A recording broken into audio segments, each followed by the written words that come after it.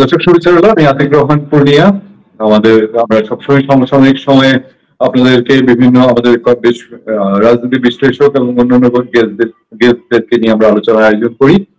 আজ আমাদের সাথে আছেন, আপনারা দেখতেই পাচ্ছেন, আমাদের সবার প্রিয় সাংবাদিক এবং রাজনৈতিক বিশ্লেষক। বাংলাদেশের রাজনীতিকে আমরা বলি যে যিনি অনেক দূর দেশে থেকেও পাখির চোখে দেখা যেটাকে বলে আমাদের কাছে অনেকটা সেরকম শাহেদ আলম। শাহেদ আলম শুভেচ্ছা জানাচ্ছি আমাদের পূর্ণিয়ার খোঁজ এবং পূর্ণিয়ার ভিউ ইউটিউব চ্যানেল এবং ফেসবুক পেজ দুটির পক্ষ থেকে, আমাদের দর্শকদের পক্ষ থেকে আপনাকে অনেক অনেক শুভেচ্ছা এবং স্বাগতম। শাহেদ আলম, আমি প্রথমে শুরুতেই যেতে চাই একটা বিষয়। আপনি অনেক বছর ধরে বাংলাদেশের রাজনীতি খুব ওই যেটা আমি বলছি যে পাখির চোখে দেখার মতো করে দেখছেন এবং বাংলাদেশের মানুষ আপনাকে সেভাবে অ্যাকসেপ্ট করেছে এবং তারাও আপনার কথা শুনে অনেক বেশি মনোযোগ দিয়ে শুনে, এবং এমন একটা জায়গা আপনি নিয়েছেন যেটা আসলে ইউটিউব ফেসবুক যে সাংবাদিকতা, এটা বাংলাদেশের এই সাংবাদিকতাকে অনেক দূর এগিয়ে নিয়েছে। আমি শুরুই করবো একটা জায়গা থেকে। আপনি অনেক বছর ধরে দেশের বাইরে আছেন বা থাকতে বাধ্য হয়েছেন, শেষ করবো হয়তো এই প্রসঙ্গ দিয়ে। বাংলাদেশের রাজনীতি এখন যে সিচুয়েশন এসছে, আওয়ামী লীগের 17 বছরের শাসন, অনেক বিশ্লেষণ দেওয়া যায়, আমি সেই বিশ্লেষণ এখন আর যাচ্ছি না। সেই বিশ্লেষণগুলো কোনোটাই খুব শুভকর বিশ্লেষণ না, ভালো পজিটিভ বিশ্লেষণ না। সেই শাসন শেষে বাংলাদেশে গত বছর 5ই আগস্ট যে পরিস্থিতিতে বড় পরিবর্তন হয়েছে, গত 10 মাস যদি বলি, আপনি মূল্যায়ন করেন এই 10 মাস বাংলাদেশের মানুষ যে প্রত্যাশায় ছিল এখন কি পর্যায়ে আছে, নাম্বার 1 একসাথে প্রশ্ন করে দিই। আর আগামী দিনে এই ধারাবাহিকতায় বাংলাদেশের রাজনীতি কোন দিক যাচ্ছে বলে আপনি মনে করেন? Thanks for having me Purnia. আপনি আমার সহকর্মী ছিলেন, আমরা 2007-এ সিডরে কাজ করেছি একসাথে, বন্ধু, এবং রাজপথে অনেকদিন কাজ করেছি একসাথে। আই ফিল প্রাউড যে আপনার মতো একজন সহযোদ্ধা এবং সাহসী সহযোদ্ধা ছিল আমার এক সময়। I am so proud also যে না, আমি খুব বেশি টকশোতে যাই না জানেন, কিন্তু আমার নিজের বন্ধুদেরকে আমি না করতে পারি না, যেমন আপনি আমার নিজের বন্ধু আর কি। তো এই নিয়ে নানা রকম কথাবার্তাও শুনতে হয়। আপনার অজান্তেই অনেক সময় আমি আপনার রেফারেন্স দেই এবং আমি এটা জাহির করি যে শায়দ আমার বন্ধু। না, স্বাভাবিক। আমি খুব প্রাউড যে না, আপনি ছিলেন, গনি আদম, আরো অনেকেই নাম আছে। আমরা বাংলা বিষয়টা ছিলেন, আমি এনটিভিতে ছিলাম। ঢাকার মাঠের সাংবাদিকতা করা, এবং আমি খুব প্রাউডলি বলি যে যারা সোশ্যাল মিডিয়াতে কথা বলে কিংবা অন্যান্য জায়গায়, তার সাথে আমি অন্তত নিজেকে আলাদা করে চিন্তা করি এই কারণে, আমি যদি কারোর বাজারে দাঁড়াই আমি অন্তত 500 জন বন্ধু পাবো আমার সাথে, রাইট?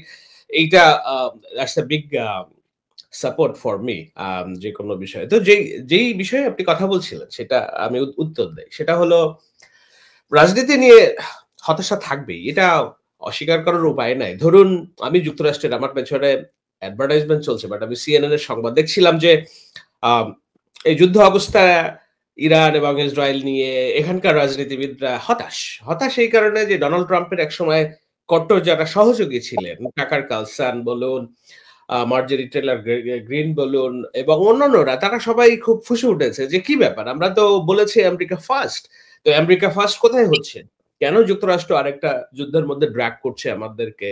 ডোনাল্ড ট্রাম্প যুক্তরাষ্ট্রকে নিয়ে যাচ্ছে মধ্যপ্রাচ্যের যুদ্ধে। আমরা তো জানি মধ্যপ্রাচ্যের যুদ্ধ আমাদের জন্য একটা বাজে অভিজ্ঞতা। তো এই হতাশা এখানেও আছে। সুতরাং আমি মিলাচ্ছি এই কারণে যে বাংলাদেশের রাজনীতি নিয়ে যেই হতাশা আছে, এইটি বহির্বিশ্বের রাজনীতি থেকে কোনো অংশেই আলাদা করে দেখার সুযোগ নয়। আমরা we are A part of the global village, global society.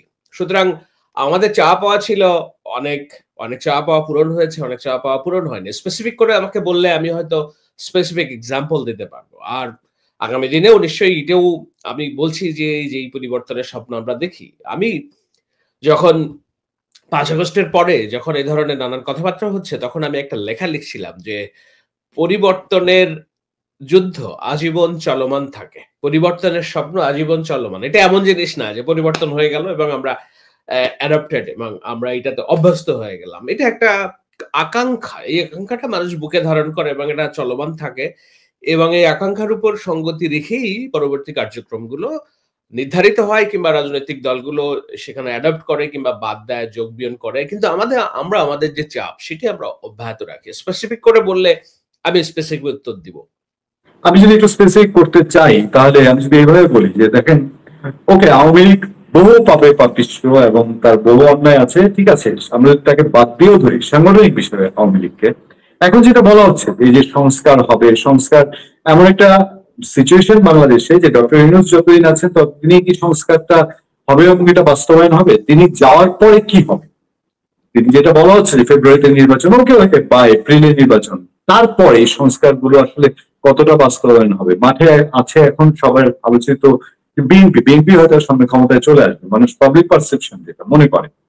কিন্তু বাংলাদেশের একটা বড় অংশ যারা আওয়ামী লীগ সাপোর্টারই বলি, বা আওয়ামী লীগ না থাকার পর এই অংশটা, যেটা এর আগে হয়েছে ইলেকশন গুলোতে আওয়ামী লীগ তার লোকজন দিয়ে ভোট করেছে, এমনি আওয়ামী লীগ ইলেকশনের বাইরে, মতামত দেওয়ার বাইরে, এখন সিচুয়েশনটা আবার এদিকে যাচ্ছে। এই জন্য মানুষের মধ্যে একটু কনফিউশন যে আমরা কি সে আওয়ামী লীগের সময় যে ধারা ছিল মানুষ একটা ডিভাইডেড থাকা দেশে, এখন সামনেও কি এমনই চলতে থাকবে?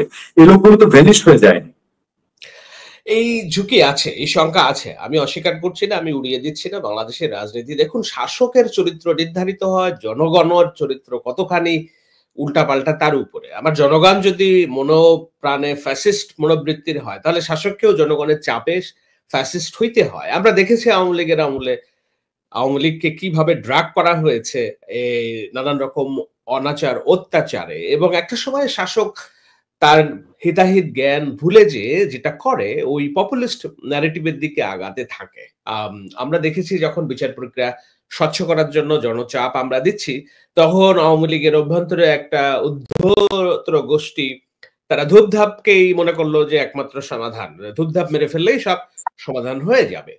সেটা তো হয়নি, হিতে বিপরীত হয়েছে। তো আমি বলছি যে জনগণের চরিত্র নির্ধারণ করে শাসকের চরিত্র কেমন হবে। এটা শুধু আমার কথা না, আল কোরআনে এ ধরনের একটা বাণী আছে, হিন্টস দেওয়া আছে। তো সুতরাং জনগণ হিসেবে আমি মনে করি যে আমাদেরও মনোবৃত্তিতে ব্যাপক সংকীর্ণতা আছে, এবং এই সংকীর্ণতাগুলো কাটানোর জন্য তথ্যের মাধ্যমে মানুষকে সচেতন করার যে যুদ্ধ, সেই যুদ্ধটা তো আমরা গুটি কয়েক মানুষ করছি বহুত দিন ধরে। কিন্তু সমস্যা হয় কি জানেন? যখন আপনি নদীর পানি দিয়ে দেন, তখন পানির সাথে জঞ্জালও আসে। অনেক সময় জঞ্জাল আসতে, আসতে নদীর পানি আর দেখা যায় না। ঢাকা শহরের অনেক খাল, জলাশয় দেখবেন যে জঞ্জালে ভরে গিয়েছে, পানি আর দেখা যায় না।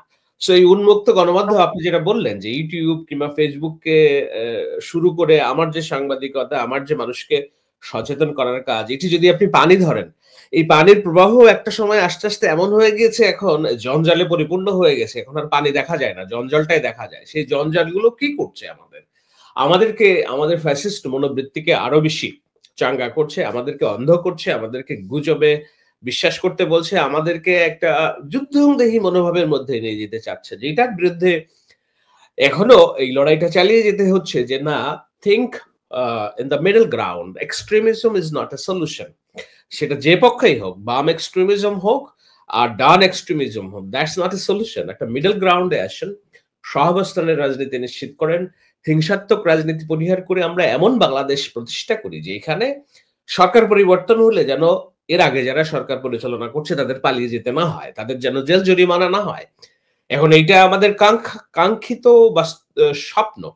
সেই স্বপ্ন বাস্তবায়নের পথে কি এতটাই সহজ সবকিছু? যেমন ডক্টর ইউনূস যখন ক্ষমতায় আসলেন, শুরুতে বললেন যে না আমরা একেবারে, আবার স্পষ্ট মনে আছে আওয়ামী লীগের বিষয়ে তিনি বললেন যে একটা বিশাল দেশ, কোথায় যাবে তারা? নোবডি, কেউ পালিয়ে যাবে না, এই সোসাইটির মধ্যেই থাকবে। যারা অপরাধী তাদেরকে শাস্তি দেন, আর বাদ বাকি এই সোসাইটি, এই দেশ তো একসাথে গড়তে হবে। কিন্তু তিনি পারলেন না।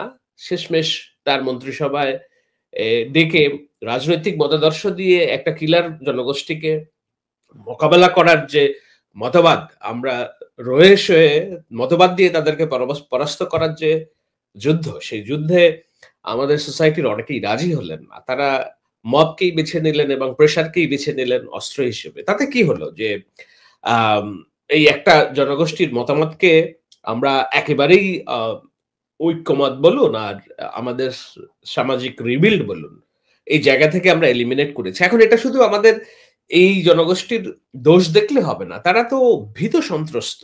এটা সাপ কি করে? যখন সাপ কিন্তু নিজে থেকে দৌড়ে যেয়ে কাউকে কামড় দেয় না। যখন সে মনে করে যে সে আক্রমণের শিকার, তখন সে ছোবলটা দেয়। তো এই জুলাইয়ের যে ছাত্র জনতা, আমরা তো আওয়ামী লীগের ৫ তারিখের পরে আওয়ামী লীগের ব্যবহার দেখে সন্তুষ্ট হতে পারি নাই যে না, এরা একটা গঠনমূলক রাজনীতি করতে যাচ্ছে, তাই না? তাদের এই সোশ্যাল মিডিয়া পেজ, হ্যাঁ, সোশ্যাল মিডিয়া পেজগুলোতে যেখানে শেখ হাসিনা পলাতক অবস্থায় যেসব কথাবার্তা বলেন, হত্যার গ্যারান্টি দেন এবং যারা আমরা জানি আমরা আগেই আওয়ামী লীগ ক্ষমতায় থাকতে তাদেরকে বয়কট করেছি যে না নারীর প্রতি তারা অসৌজন্যমূলক আচরণ করেন, বুদ্ধিজীবীদের প্রতি অসৌজন্যমূলক আচরণ করেন। শেখ হাসিনা দেখলাম তাদেরকেই তার রাজনীতির মূল প্ল্যাটফর্ম হিসেবে বিবেচনা করে সেখানে যে হুঙ্কার দিচ্ছে। তো আমরা তো ভয় পাচ্ছি যে না এই ফ্যাসিস্ট অপ্রেসিভ শক্তি যদি আবার আমাদের রাজনীতিতে জায়গা করে নেয় তাহলে তো আমাকে আবার ছোবল দিবে এবং এই ছোবলে তো আমরা কেউ বাঁচতে পারবো না।